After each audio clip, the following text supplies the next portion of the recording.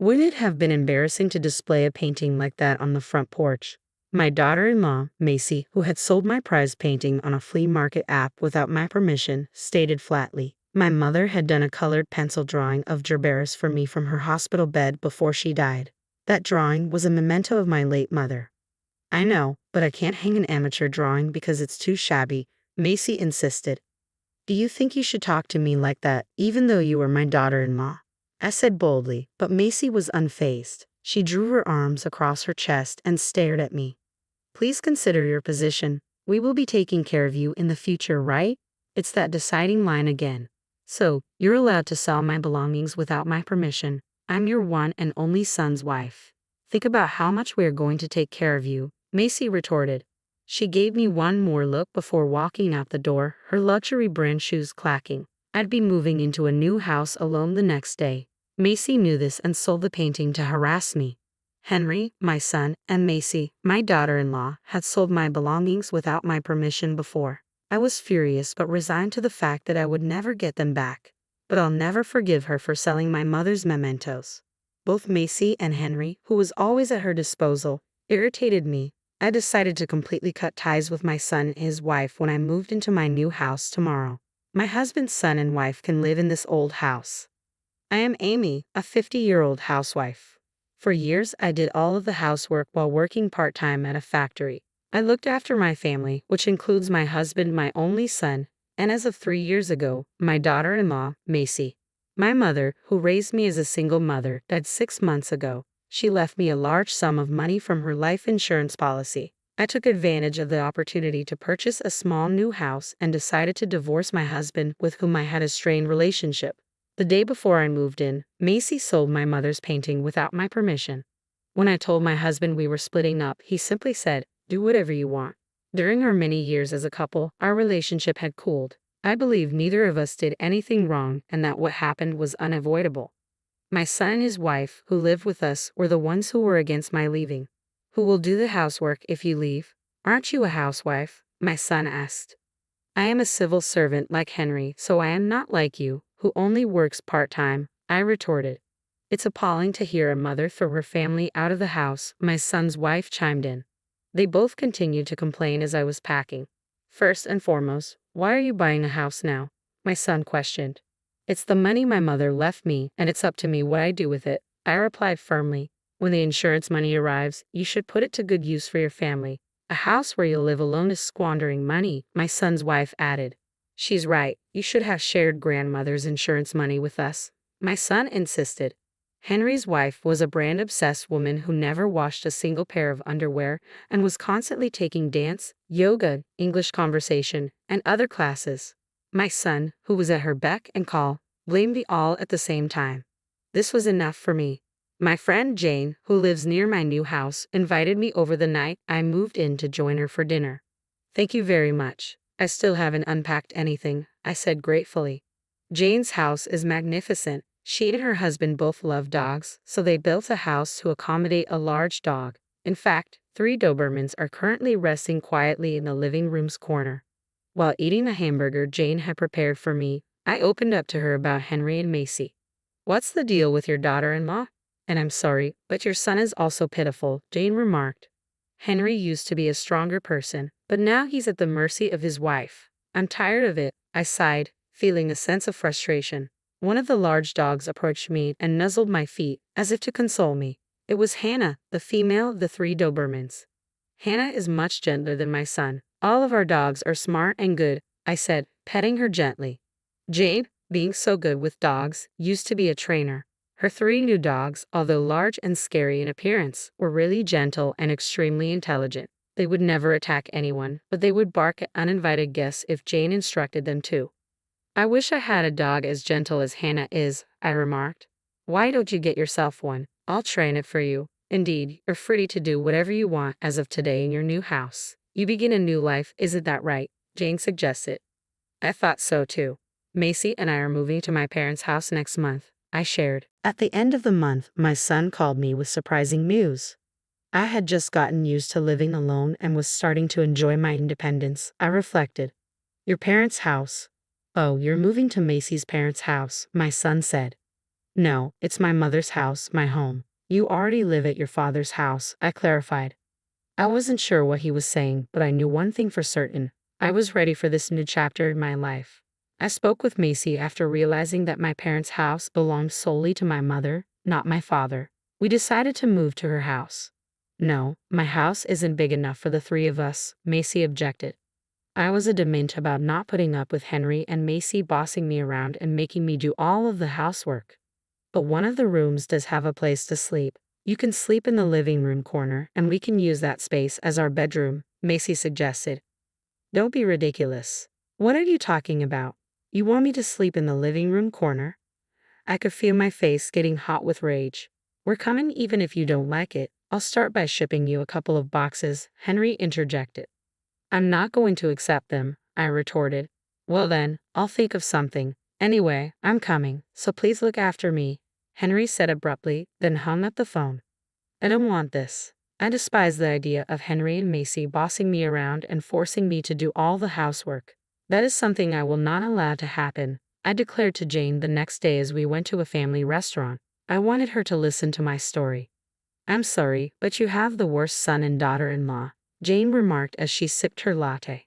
You must not accept it under any circumstances. You must politely say no, she continued. Well, since it is those two, they might hire a moving company. I don't know what to do, I replied, feeling overwhelmed. To wash down my pitiful feelings, I took a sip of jasmine tea. I enjoy this tea, but it is quite bitter, I remarked. It is difficult to say no when the movers will come. If we're not careful, we might get into trouble, Jane observed.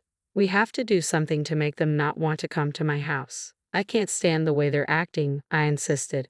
Well, we could ask my children for help, Jane suggested.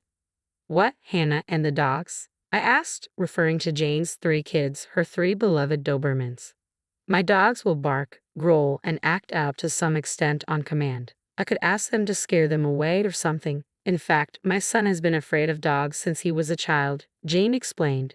It's difficult to live with a son and his wife who would sell their mother's mementos without permission. So let's come up with something, I agreed. Thank you very much, Jane, I added, feeling a little relieved as a result of our conversation.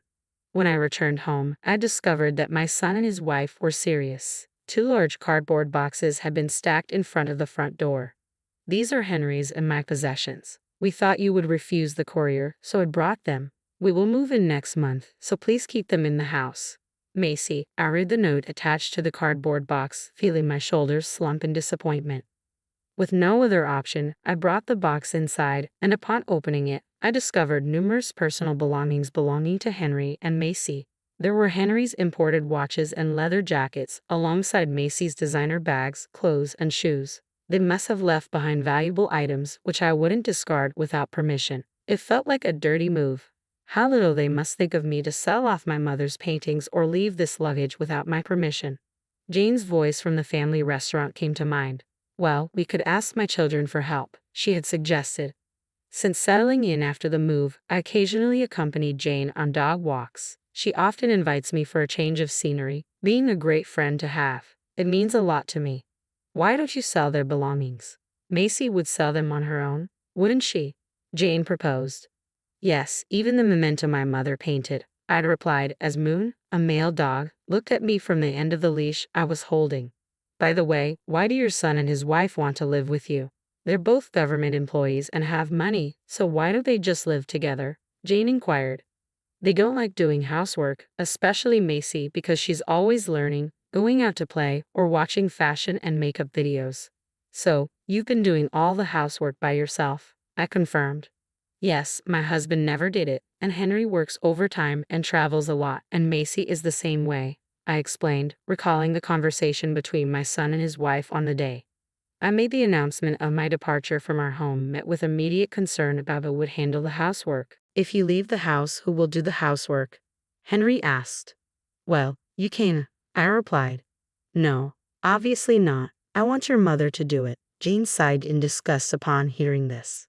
It wasn't until a week later that I received several phone calls from Macy, who had been persistently trying to reach me. Your house is quite small, right? Macy finally asked after dozens of calls. Yes, that's what I said, I confirmed. Henry said he saw you with 3 big dogs, And I wonder if 3 dogs like that could live in a small house. Macy expressed her concern. Her fear of dogs struck me then. There are people all over the world who are terrified of dogs. One of them is Henry, I realized. Jane must have been with me when Henry saw her, but he must have been completely distracted by the dogs. I told you it's a small house. If you're worried, why don't you come back and take a look? I suggested. I will. I want to check the inside of the house. Macy's voice unraveled a little.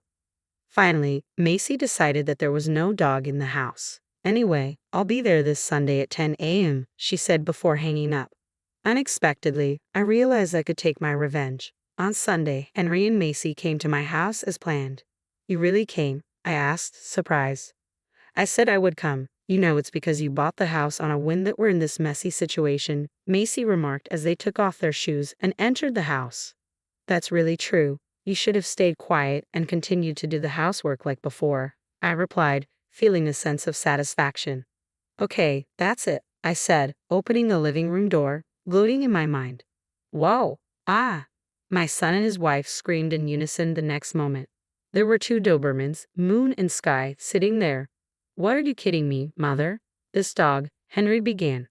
These are my dogs. Aren't they cute? Jane the dog trainer interrupted, standing up from the sofa and smiling at me. Jane found them for me. They are so cute because they are well trained. Moon, Sky, how do you say hello to our guests? The dogs barked at the same time. Macy said, oh no, and sat down with her head in her hands. Is she that bad with dogs? I wondered. Oh, they are so cute, Henry exclaimed. Don't worry, Moon, Sky, play with them, Jane encouraged. At the sound of her voice, the 2 dogs ran over to Henry and Macy respectively. They raised their paws, wagging their tails as if to say, let's play. Stop. Oh no, I'm scared, Macy exclaimed, shaking her head and beginning to wriggle as Moon invited her to play. But Macy didn't understand. I'm scared of dogs, Macy exclaimed, her fear evident as she burst into tears, snot running out of her nose. Oh dear, if you're going to live in my house, you'll have to get along with these kids too. Make them stop, I insisted. Macy's breakdown ruined the makeup she had studied on YouTube and was so proud of. Her mascara was running, and the smudged eyeshadow spread to her cheeks.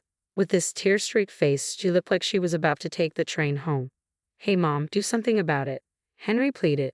Meanwhile, Henry, who had been jostled by the much larger Sky, fell on his backside and began to scoot away. Sky, thinking he was playing, happily jumped on Henry. No, stop it. The dog is too big and scary, Henry cried out. I suddenly looked at Henry's jeans and saw that the color of his crotch had darkened a bit. He was so afraid of the dog that he had peed himself. How pathetic. Moon, Sky, come here. Jane decided it was time to stop and called the dogs. Immediately, the 2 dogs left Henry and Macy and returned to her. Moon, Sky, down, Jane commanded, and with that one word, the dogs lay down at her feet. They really are smart kids, I remarked, feeling proud of my dog's obedience. Until now, even though I've been slaving away at my part-time job and housework, you've never helped me. Besides, when I said I was going to leave, you decided to live on your own. Do you think your mother is stupid? I finally spat out the words I had been holding back as my son and his wife stood up, crying. I left home because I was fed up with you. I am not your housekeeper, I declared firmly. But doesn't that mean you have to? Henry began before I interrupted him. He's a well-trained and smart dog and much gentler than you, I retorted, gesturing towards Moon and Sky, who were calmly lying down. Henry and Macy lacked their usual air of bravado, a husband with a wet crotch and a wife whose makeup was a mess. They made the perfect couple. You also sold off my precious things without my permission. I will never forgive you for selling my mother's painting, I added, looking at Moon and Sky before turning my gaze back to my son and his wife. A house with 2 dogs this big is something we don't want. Henry agreed. That's right, we'll give up moving. So give me back the stuff we left behind the other day, then we'll go home, Macy demanded. They're still in the boxes in the next room. Take it and get out of here, I replied, pointing to the next room. Henry and Macy took a wide turn to avoid the dogs before opening the door. Whoa! They both screamed again and fell on their butts as they saw another Doberman, Hannah, sitting right next to the boxes in the room. Mom, the boxes, please get them, Macy pleaded. I don't want to. You brought them yourself, so take them yourself, I insisted. Peeking into the room, I saw Hannah just sitting there with a calm expression on her face. I can't go near a dog like that, Macy protested. Then give up your stuff, I replied firmly. You mean I should leave it? My bags and Henry's watches are in that box, Macy argued. You also got rid of my precious things without my permission, didn't you? I reminded her. I didn't ask you to leave them behind. I'm telling you, take it with you, I insisted firmly, glaring at Macy. She paused for a moment, perhaps remembering the presence of the dogs, and then lowered her eyes with a sigh. Please, Mother, bring us the boxes, Macy finally relented, her tone softer. You knew how important that painting that she sold off was to me, but you didn't stop her, I reminded her. Well, I'm sorry about that, but, Macy began, but she was interrupted by Jane's arrival. Hannah, how do we greet our guests? Jane asked calmly. Immediately, Hannah sat down and barked loudly. No, stop it, Macy cried out. Hearing Hannah's voice, my son and his wife reached their limit. With his wet jeans and her face covered in smudged makeup, they ran to the front door and got out of the house. After that, I sold all the personal belongings Henry and Macy had left behind to a pawn shop. I discovered that their belongings were of considerable luxury, with Henry's watch having a surprisingly high value and Macy's bag being of a particularly high class. The extravagance of these items left me in a state of dismay.